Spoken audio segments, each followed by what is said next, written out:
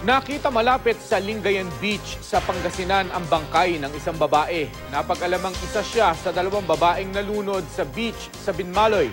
Makibalita tayo kay Michael Season ng GMA Dagupan. Naagnas na ang bangkay ng isang babae nang makitang palutang-lutang malapit sa Lingayen Beach sa Pangasinan. Ipinagbigay alam ito ng mga mangingisda sa Water Search and Rescue Team ng PDRRMO.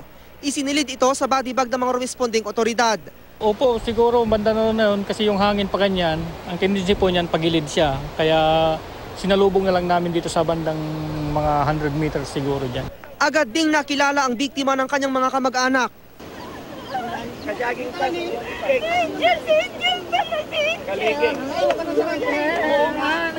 Limang araw na palang hinahanap ang 18 taong gulang na si Angela Boquiren.